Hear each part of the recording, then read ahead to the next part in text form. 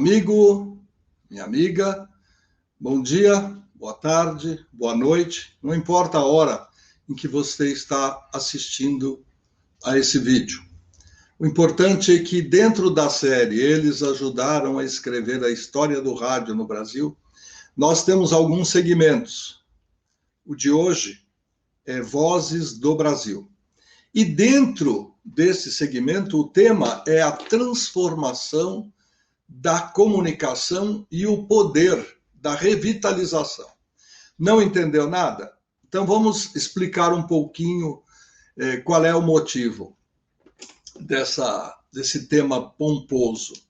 Nós entrevistamos aqui algumas pessoas, alguns profissionais, alguns líderes do microfone, DJs, comunicadores, não importa o nome que eles tenham na carteira profissional, e muito menos como eles estão registrados nas redes sociais. Aliás, cá entre nós, eu nunca vi tanto nome de pessoa: Rodrigo DJ, Eduardo DJ Mariaquinho, enfim, uma série de coisas que de repente as pessoas passaram. Entra no LinkedIn para você ver. As pessoas, para dizer o que elas são, o que elas querem ser, o que elas gostariam de ser, não sei, elas começam a aderir ao seu nome, adicionar, melhor, ao seu nome, uma série de coisas. Mas também não tem nada a ver com o que vai acontecer aqui. Vocês podem dizer, o cara bebeu, porque eu já vi esse rosto, eu vi esse outro nome. Então, nós vamos explicar a transformação, e aí sim, o poder da transformação na comunicação, convidando Célio Guimarães para a nossa conversa de hoje.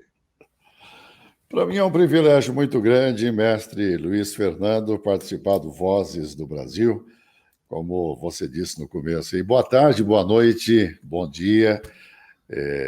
Para mim é um privilégio muito grande estar participando desse momento junto contigo, que é um mestre da comunicação. Parabéns pelo trabalho. Muito obrigado pelos elogios, mas eles são sempre divididos com as pessoas que estão junto comigo nesta série. Eu sozinho faria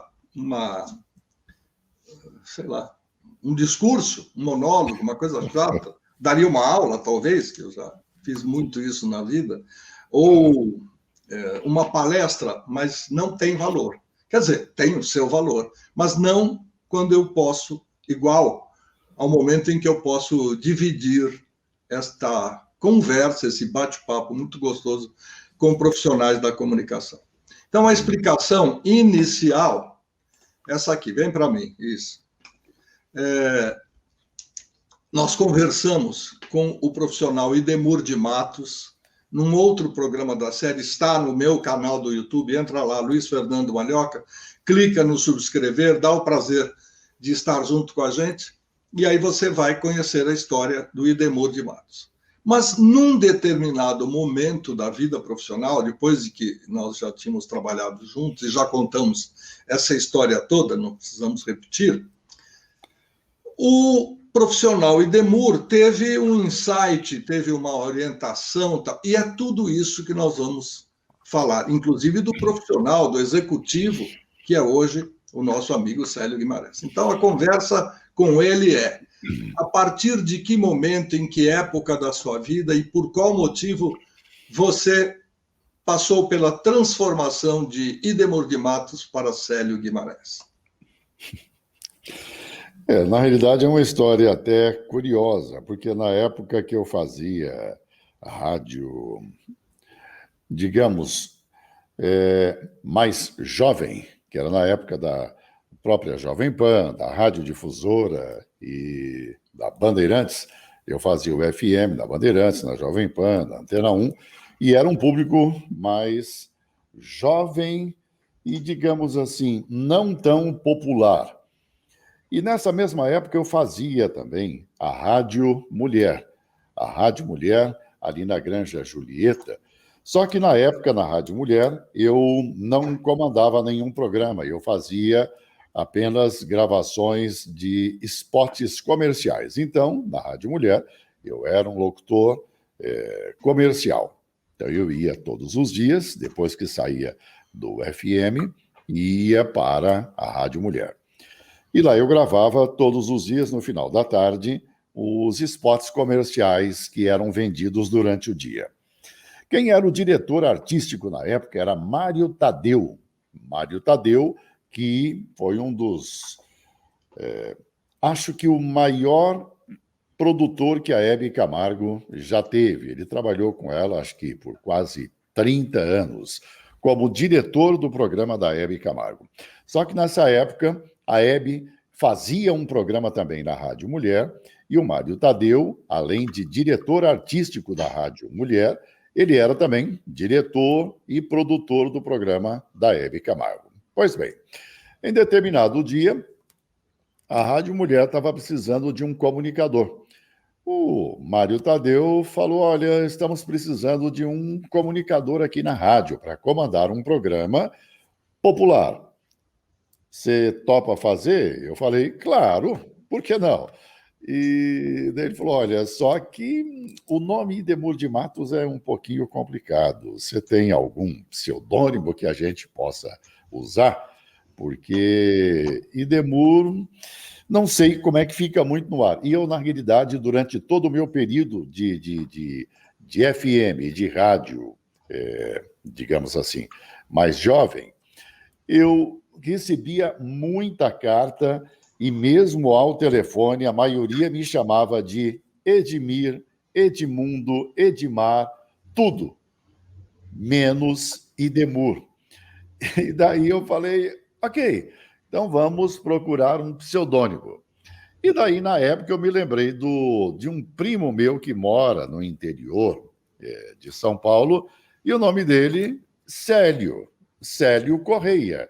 Na hora que a gente conversando assim com o Tadeu, eu falei, opa, por que não Célio Correia? É um nome fácil, simples, e até brinquei, o popular CC.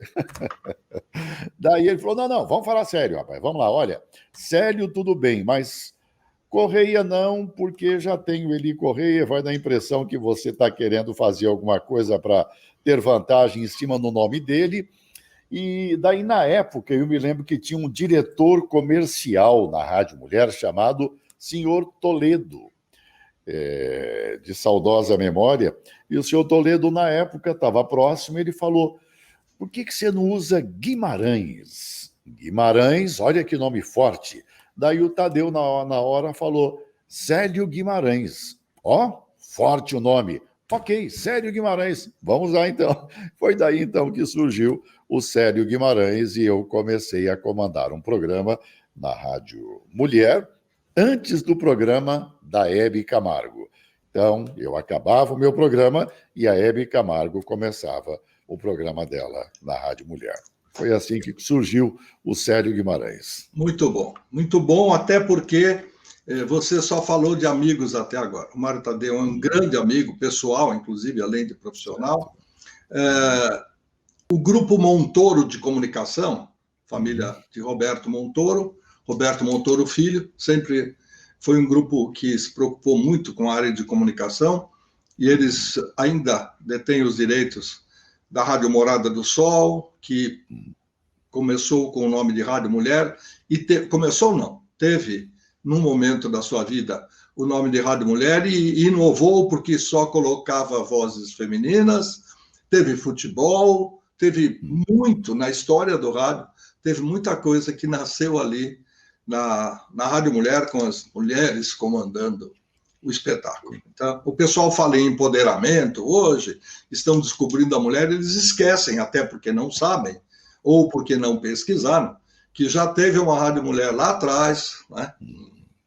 Ainda no século passado, e que endeusou muito o trabalho feminino com muita justiça. Agora, Célio, veja como são as coisas. Se você fosse o Célio Correia, além de ter problemas com o público que ia falar, será que ele é parente do Cacá? Porque o Cacá é Correia da Silva, com Eli Correia, como você mesmo citou. Mas imagine se aparecem no Jus Brasil, né, há pendências jurídicas com o Célio Correia. Eu não estou nem falando do seu primo lá, mas a família Correia é grande, de repente pode acontecer. E quando os nossos pais vão à pia batismal, no caso das pessoas de religião católica e outros vão à área do registro civil para colocar o nome, eles não pensam, obviamente, se o nome é sonoro ou não, mas no rádio nós temos um pouco essa preocupação. E você é testemunha que muitos Guimarães que não são parentes do pseudônimo também foram nomes criados por causa da sonoridade. Não é muito fácil de escrever, mas tem uma sonoridade gostosa. Aguiar foi outro sobrenome que as pessoas usaram a vida inteira, mesmo sem serem parentes, né? Mas era um nome que caía gostoso no ouvido e tal. Então, esses detalhes da história do rádio são muito interessantes. Bom, você está ainda falando do comunicador que recebeu um presente, né? Trabalhar ao lado de Hebe Camargo, sim, mesmo que um saindo e outro entrando, já era um presente fortíssimo.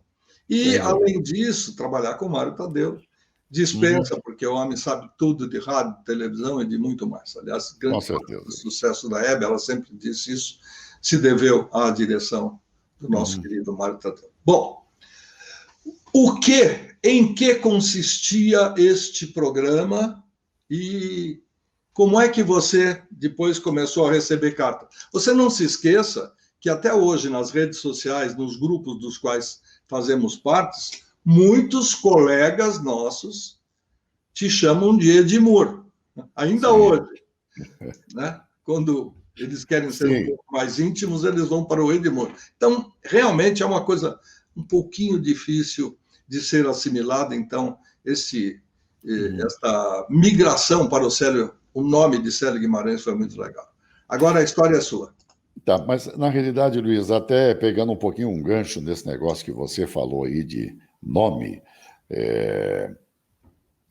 não é que eu tive problemas, mas há algum tempo eu resolvi dar uma, como se diz, gugada. Célio Guimarães. O que tem de Célio Guimarães, digamos, verdadeiro na internet, eu até que me assustei um pouco. Tem eu não sei se é Santa Catarina, tem um que é político, lá no Nordeste, tem uns que mexem lá com vários tipos de outras coisas, tem um que parece que mexe com eventos, até eu entrei e está lá, Célio Guimarães morreu, eu falei, ai meu Deus, mas era um camarada que mexe com, não sei se com shows no Nordeste, já tem alguns anos isso, eu falei, nossa, espera um pouquinho.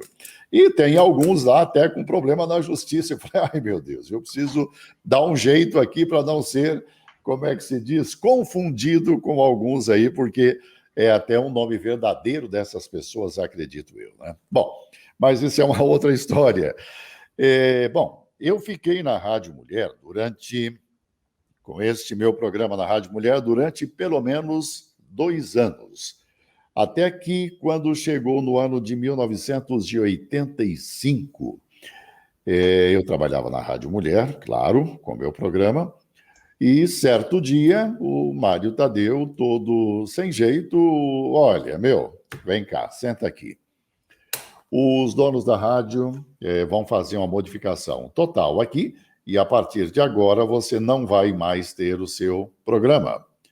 E vamos ter que tirar o Célio do ar. Se você quiser, pode continuar como locutor comercial aqui na rádio, e a partir daí você só vai fazer a locução comercial, ok? Aquilo para mim foi realmente meio, como é que eu digo, desesperador.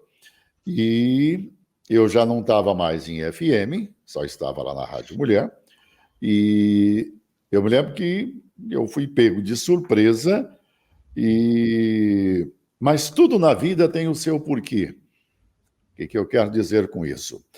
Na história que eu contei, quando eu comecei em rádio, 2 meses depois que eu estava registrado na Rádio Iguatemi de Osasco, o diretor, que entrou novo na rádio, me mandou embora. Entrei meio que em desespero. Meu Deus, o que eu faço agora? 3, 4 meses depois, eu estava na Rádio Difusora. Não como locutor, mas como um funcionário, digamos, da extinta Rádio Difusora. E aquilo para mim foi uma abertura de porta gigante. Talvez se aquele diretor não tivesse me mandado embora, eu estaria lá, talvez até hoje, na mesma rádio, não sei. E a história se repetiu, então, na Rádio Mulher, quando o Mário Tadeu, totalmente sem graça, sem saber o que me dizer, olha, meu, não tenho o que fazer e é isso, eles é que mandam e pronto. Eu me lembro até hoje que aquele dia eu fui para o ar e no final do programa eu me despedi chorando, porque é a paixão da gente, o rádio, né? E a Hebe pegou o programa, coitada, sem saber o que fazer, ela... Eu não sei o que é que eu faço, sério, e agora, não sei o quê, né? Mas tudo tem o seu porquê. Por que que eu digo isso?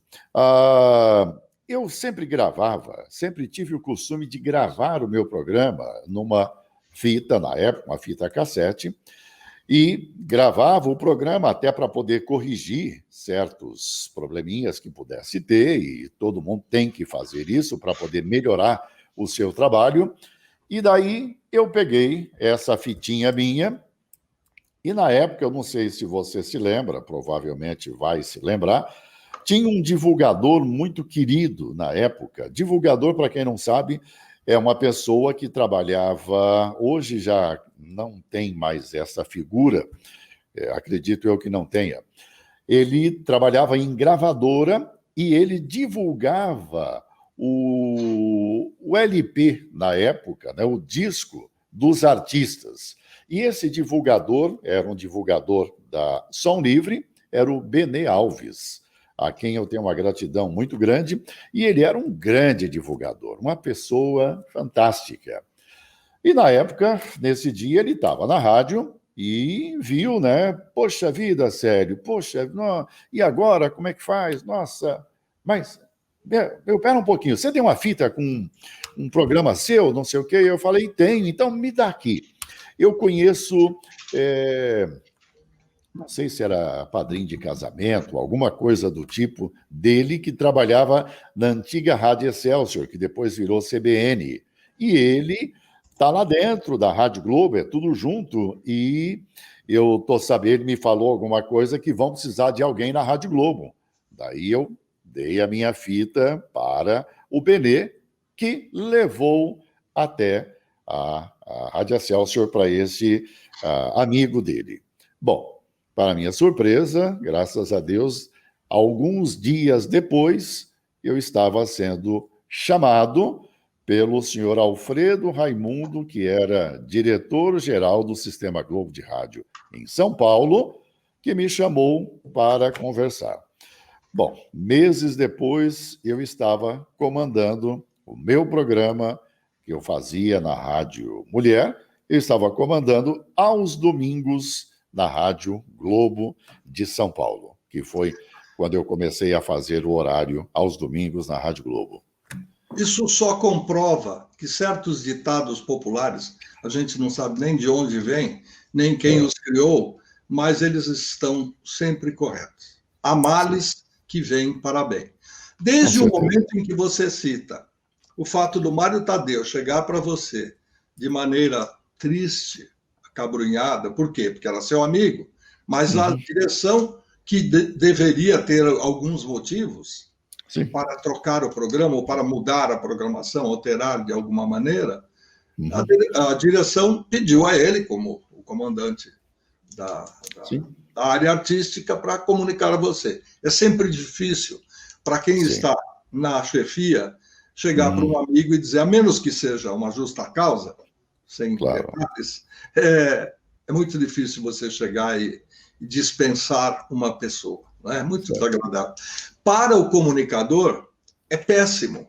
Não só porque ele perdeu o emprego, mas porque ele perdeu a família que ele constituiu. Nós, no rádio, enquanto estamos diante do microfone, estamos falando com dezenas, centenas, milhares de pessoas. Nem sabemos de tudo isso.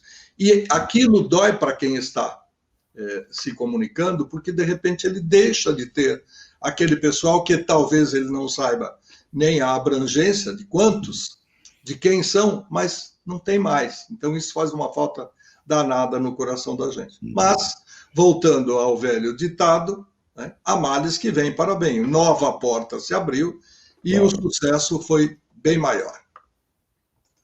Com certeza, graças a Deus, daí eu comecei a minha trajetória na Rádio Globo e nesta época, para se ter uma base, grandes comunicadores estavam por lá, Eli Correia e assim por diante, Gil Gomes e muitos outros comunicadores. Até que chegou um momento em que o Eli Correia saiu da rádio e foi para a Record, se não me engano, que na época tinha uma troca constante, era aquilo, né? Quando um saía de uma rádio, o Eli Correia, principalmente, ele que sempre foi um grande comandante das audiências, ele saiu, sobrou um horário durante a semana. Foi que aí o seu Alfredo me chamou para fazer o horário da manhã. E nesse mesmo período, o Paulo Barbosa, que estava na Rádio Capital, foi para a Rádio Globo também.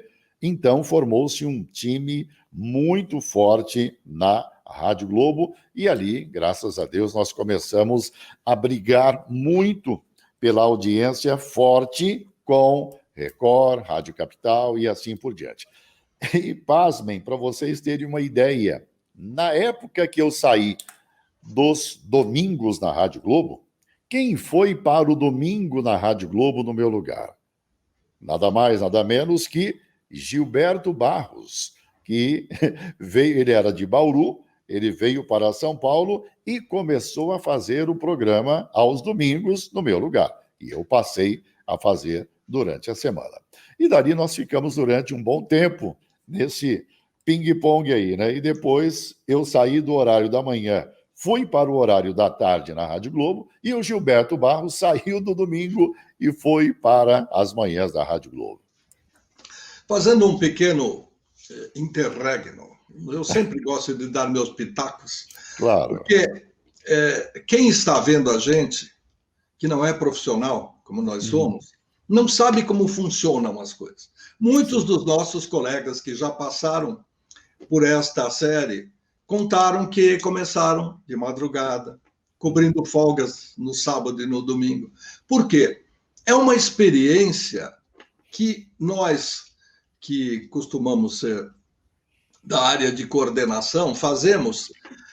Por quê? Você conhece o trabalho da pessoa, você sabe qual é o poder da voz, do timbre, o que ele pode fazer, mas você não sabe como vai ser o encaixe, o entrelaçamento desta nova voz com o seu esquema. Então, quando você coloca no fim de semana, não é que não há riscos, sempre haverá. Tem gente ouvindo. Mas na madrugada, o volume de pessoas, o nível, o número, é bem menor. Então, se você coloca na madrugada, que também não dá chance para a pessoa mostrar quem ela é, mas você tem uma ideia. Fala, puxa vida, esse cara pode estar durante o dia. E eu acredito que tenha sido isso que ocorreu com o diretor. Eu sempre lembro de uma brincadeira que faziam no corredor, eu não gosto de repetir, mas Seu aqui... Alfredo Raimundo. Doutor Alfredo Raimundo, que era chamado de Sargento Coquinho por alguns amigos, uns que gostavam e uns que não. Era até um termo carinhoso, mas ele já partiu e a gente deve sempre manter o respeito pelo que ele representou e pelo que ele fez no final da vida na Rádio Tupi do Rio de Janeiro, que ainda segurou a batalha e tudo mais. Bom, vamos em frente agora. Acho que você já tem um time para brigar junto com você, cada um na sua faixa horária, e já é o Célio Guimarães reforçado pelo que vem antes de você, por quem você tem depois, porque você deixa uma audiência, um substrato de audiência, pelo menos, para que o próximo companheiro continue e tal, mas eu estou curioso para saber a sequência disso.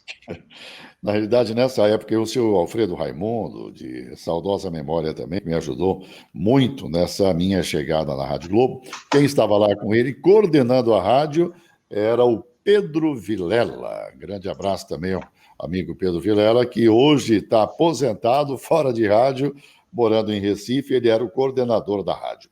Então, na época, nesse período, ficava Gilberto Barros de manhã, na sequência, Paulo Lopes, em seguida, Paulinho Boa Pessoa e daí Célio Guimarães no final da tarde.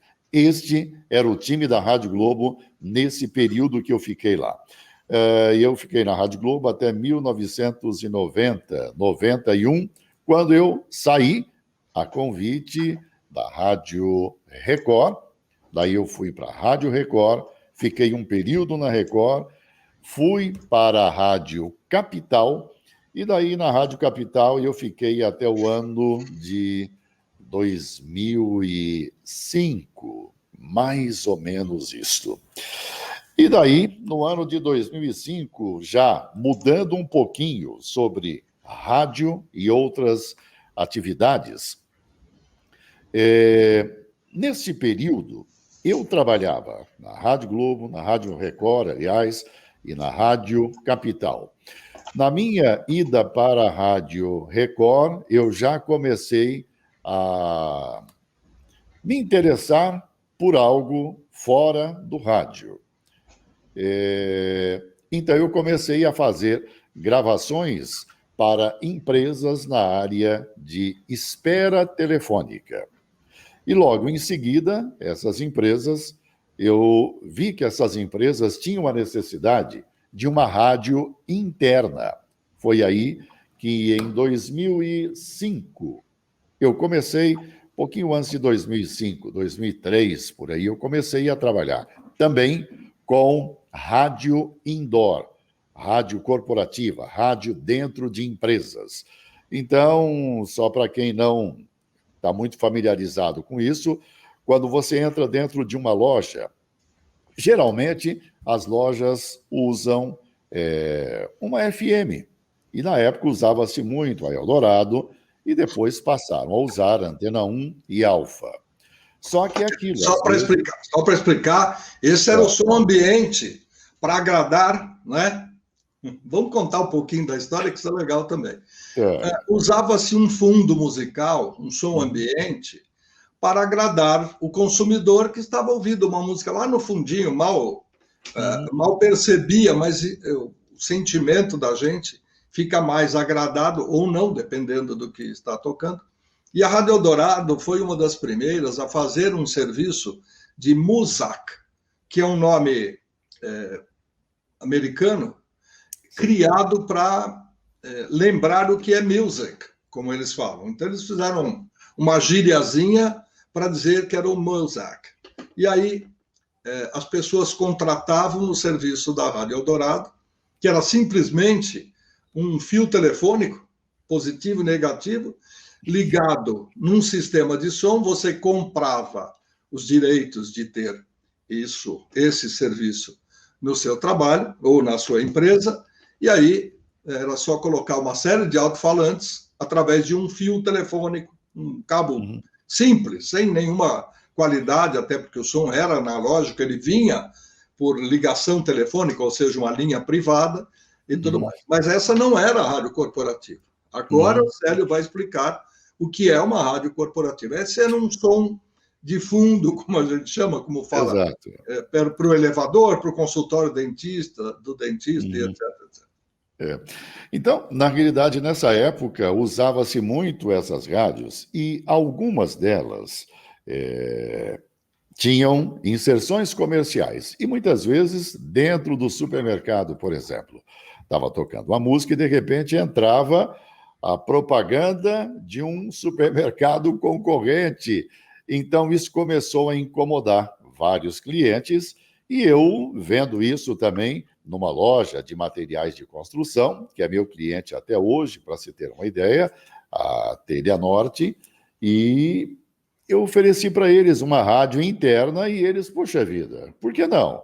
Vamos colocar. Foi daí que eu comecei a fazer o trabalho de rádio indoor, onde nós temos um computador em cada loja e todas as gravações elas são trocadas automaticamente, tudo remoto. Então, nós temos hoje um sistema bem interessante, bem inteligente, digamos assim, que é a troca de gravação, tudo online e automático. Cada cliente tem o seu próprio sistema, a sua própria nuvem que a gente criou, e sempre que o cliente pede uma gravação, a gente faz essa troca, tudo de maneira automática. E assim, nós começamos a atender clientes em todo o Brasil. Aos poucos, eu fui me dedicando mais à minha área de rádio corporativa e o rádio ficando um pouquinho de lado. E então parei de fazer o rádio, digamos, aberto, né, as rádios conhecidas, e comecei a me dedicar somente à rádio corporativa. E há cerca mais ou menos de uns 10 anos, eu parei completamente de trabalhar em rádio aberta, rádio comercial, e me dedico somente às rádios corporativas, que é o meu trabalho hoje, que eu faço com mais afinco, mais diretamente. Vamos contar mais um pouquinho de história, que é sempre gostoso o pessoal saber como as coisas funcionam. A gente é visto em qualquer parte do país em que a gente vive, que é o Brasil, e também no exterior, porque temos amigos, temos pessoas que pesquisam, e quando eles entram no canal do YouTube e clicam lá no nosso sistema, nas nossas listas de programação, eles descobrem esse, digamos, esse novo projeto que está contando a história do rádio centenário no Brasil. Por isso que nós estamos gravando e colocando aos poucos no ar, até porque não haveria possibilidade para as pessoas acompanharem tudo de uma vez só. São muitas pessoas, são muitos profissionais, e em cada momento a gente aproveita para contar um pouquinho dessa história. Então, vamos lá.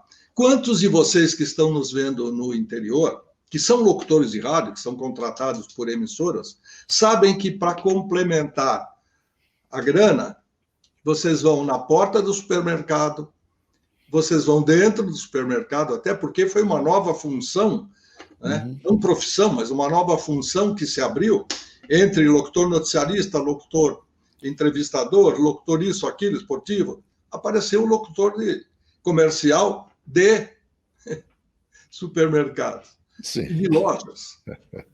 Vocês têm isso gravado, às vezes não, às vezes o rapaz vai lá e fica lá com um livrinho, um livreto na mão, passando as informações e tal. Do mesmo jeito que lá fora, quase que na porta da loja, isso aí aqui em São Paulo é muito comum, inclusive, você tem um sujeito sentado numa escadinha, olhando para ver quem está roubando, quem não está, quem está levando o material, souvenir que seja, mas quem está na área de segurança também tem o locutor, e hoje com esse equipamento simples que você compra na Santa Efigênia em várias lojas, o sujeito vai lá, liga o aparelho, que é quase um transmissor de boa potência, só que é só ali, não tem frequência. Ele liga na tomada e sai falando, né? E às vezes fica até atazanando a vida de quem passa, porque em cada período que você, em cada loja que você passa, você é obrigado a ouvir uma ou outra dessas coisas. Mas o curioso é que o Célio não comentou, mas isso faz parte da história.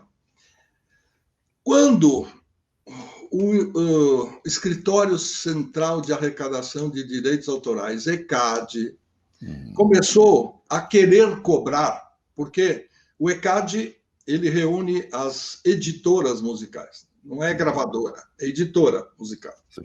Essas editoras musicais detêm em suas listas os nomes e as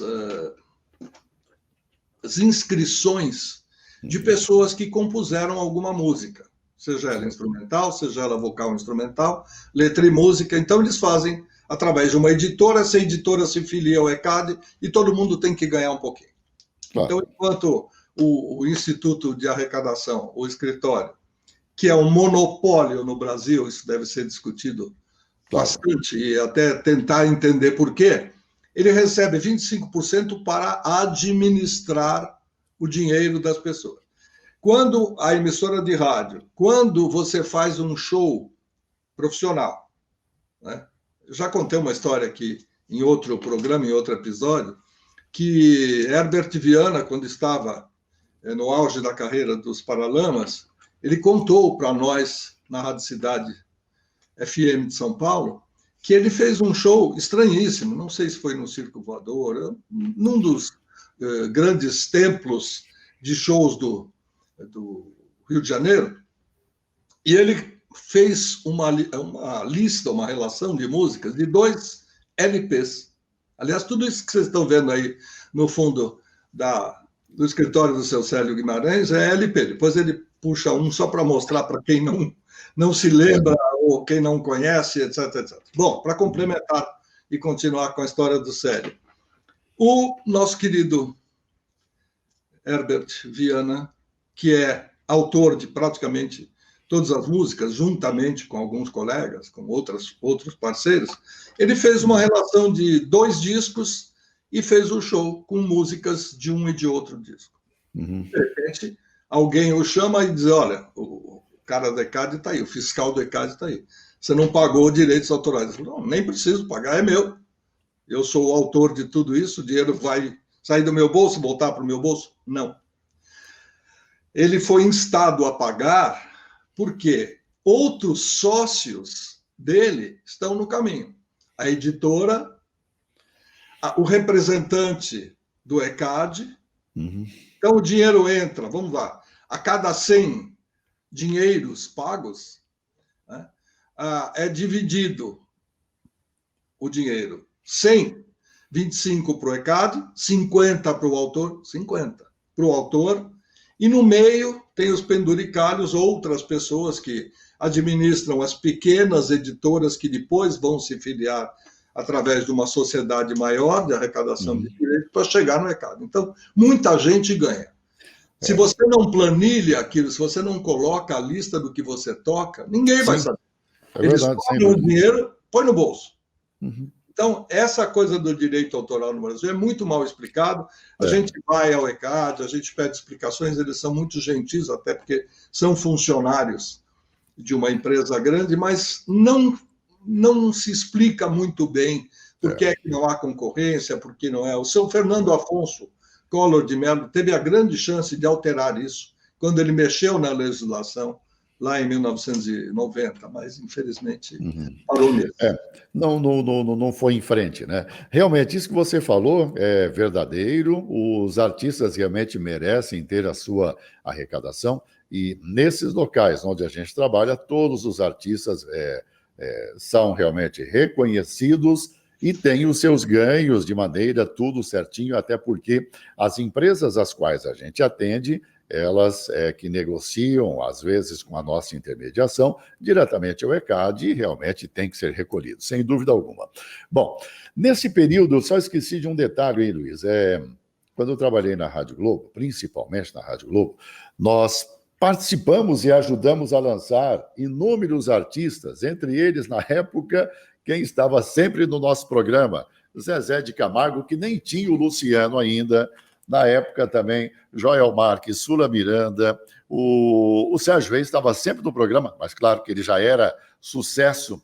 Então, tinha uma infinidade de artistas que a gente ajudou no lançamento, como Leandro e Leonardo, e assim por diante. Então, vários artistas nós ajudamos a lançar ali, e muitos deles nós temos amizade até hoje.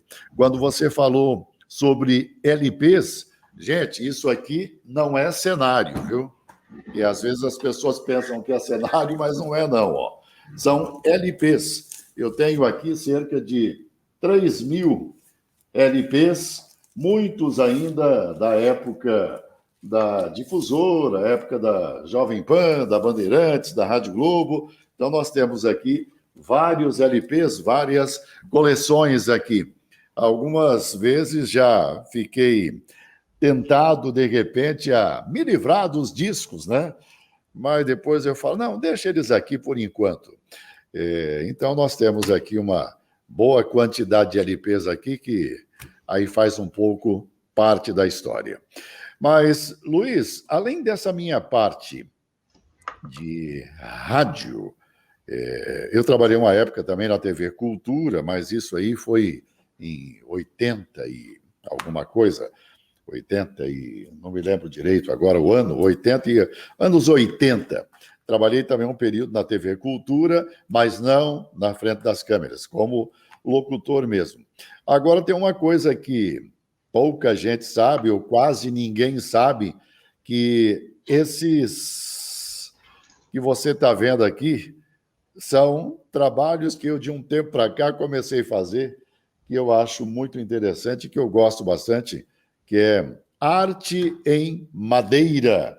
Eu tenho algumas coisinhas aqui que eu tenho feito depois desse trabalho em rádio, e paralelo com isso que eu tenho feito em rádio corporativa, atendendo clientes pelo Brasil, faço também cerimônias, né, de inaugurações de lojas e eu atendo, por exemplo, o Açaí pelo Brasil, inaugurando lojas pelo Brasil. Então, além de rádio corporativa, nós fazemos o trabalho de cerimonialista em várias empresas pelo Brasil e também algum trabalho em madeira, arte em madeira, que é uma coisa que eu gosto de fazer bastante, que isso ajuda até a desestressar um pouco, né?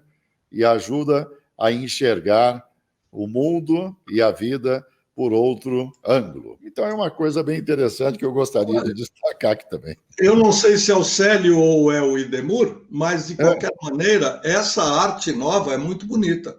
Eu vou pedir até para você aproximar um pouquinho mais da câmera, para que a gente possa ver com a plenitude. Olha que coisa linda. Conta um pouquinho como é que você faz isso, que tipo de madeira você planta e usa. Não, isso aqui, na realidade, são tudo raízes e madeira, que eu acho é tudo que eu vejo na natureza, um pedaço de madeira e falo, nossa, isso aqui parece com o quê? E daí eu começo a mexer nela e dar forma.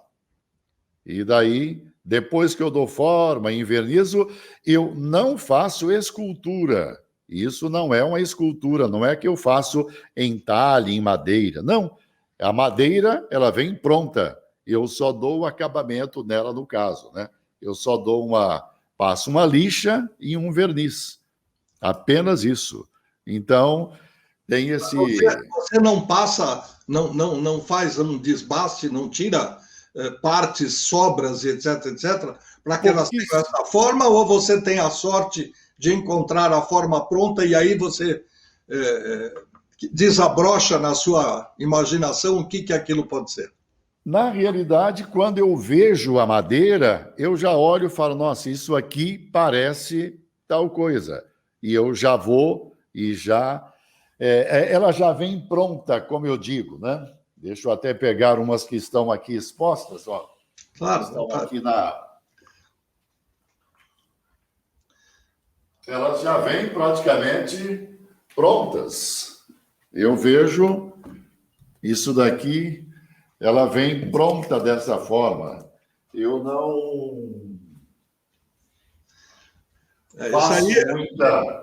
Esse que está em frente à cadeira no momento é um pterodáctilos. Esse, na realidade, foi o primeiro que eu fiz, ó. Então, parece o quê? Sei lá o quê. Isso, pode reparar, todas as ranhuras que ele tem, isso daqui é tudo coisa de cupim que comeu, ó. Essa parte toda aqui. Não foi que eu fiz esses entalhes. Mesma forma, esse daqui, que parece uma galinha, não sei, parece uma... Eu diria que todos eles vêm prontos. Eu não, como eu disse, não faço entalhe em madeira. Deixa eu até sair um pouquinho da frente para pegar melhor a... Muito legal. Então, é um trabalho que é bom, eu gosto bastante. Pode reparar que tem todos os detalhes e tudo isso praticamente eu não faço nada, ele vem pronto já. Eu só olho na natureza, pego aquilo e falo, olha, eu acho que isso parece determinada coisa. E a partir daí eu vou e só vou lixando e depois dando passando um verniz, alguma coisa. Então, é um trabalho interessante que faz bem. E eu gosto de mexer com isso também. A cabeça, principalmente, porque nessa época em que nós estamos passando aí,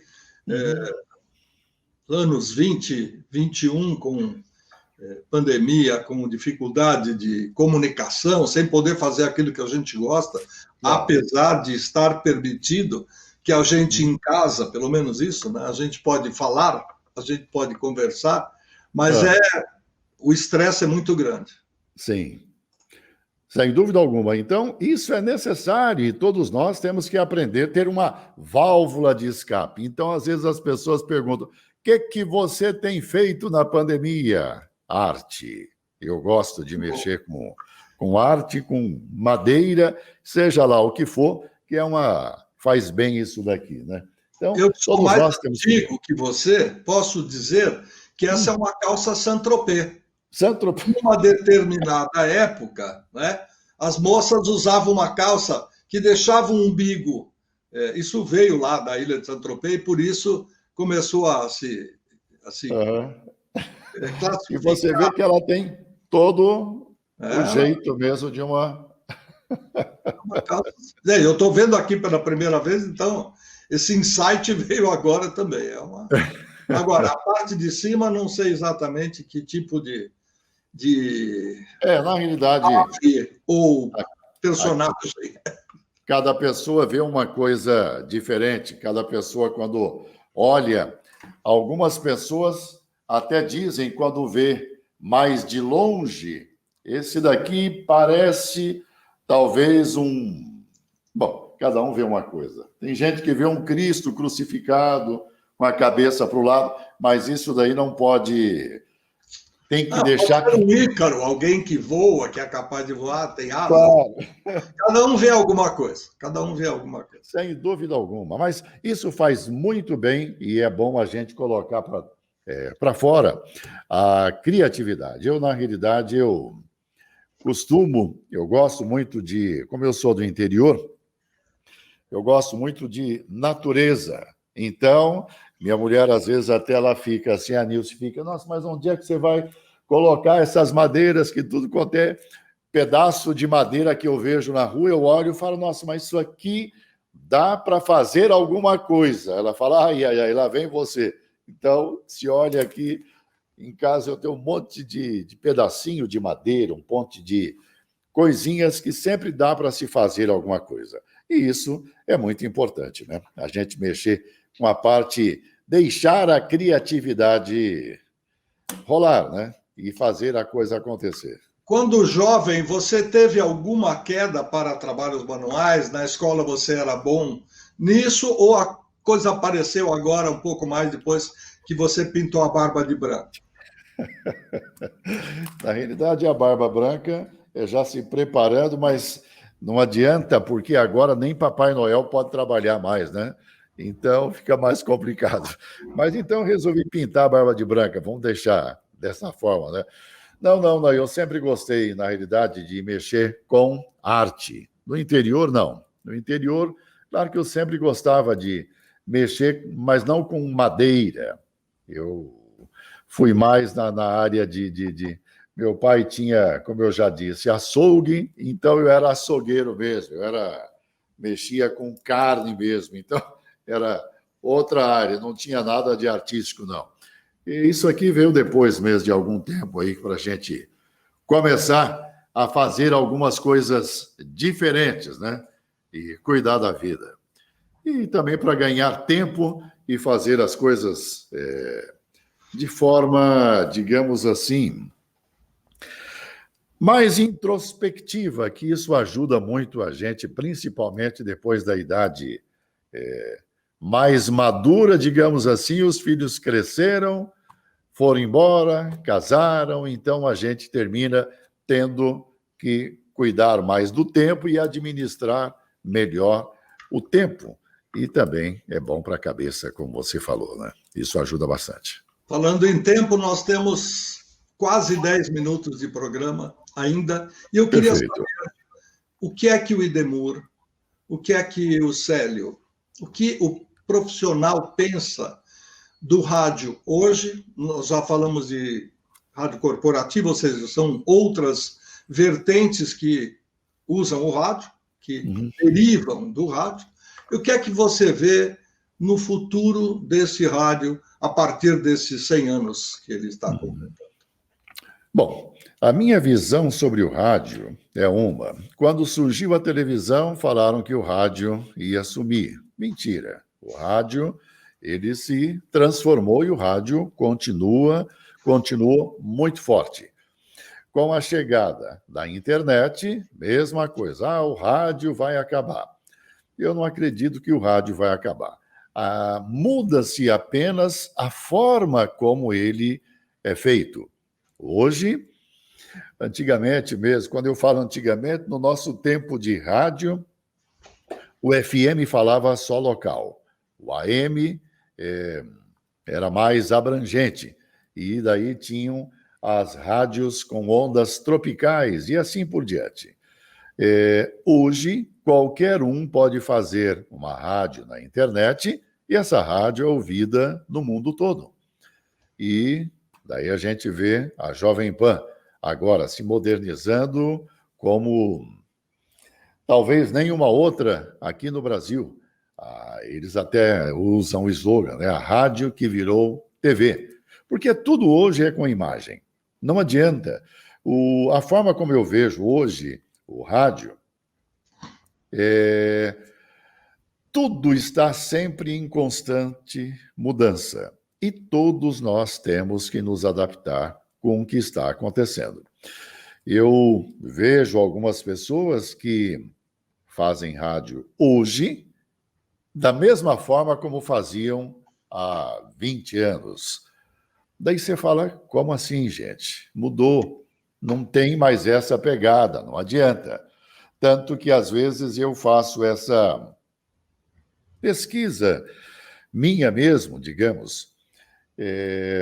Eu começo a me perguntar, às vezes, quantas pessoas eu conheço acima, até os 30, 35 anos que ouve rádio?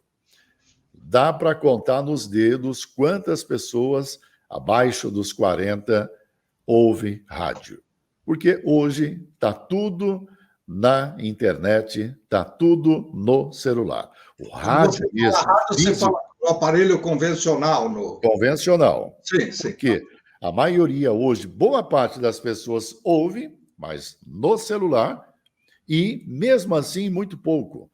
Porque a maioria das pessoas já querem alguma coisa mais completa. Rádio com imagem. Então, daí é que vem os podcasts e assim por diante, que já termina deixando, digamos, as pessoas mais conectadas. Então, o rádio hoje, não que ele esteja fadado a acabar, não, isso nunca, mas somente a mudar a forma como ele deve ser feito. Mas a comunicação tem que ser sempre da mesma forma, né? A mesma. O rádio nunca vai acabar.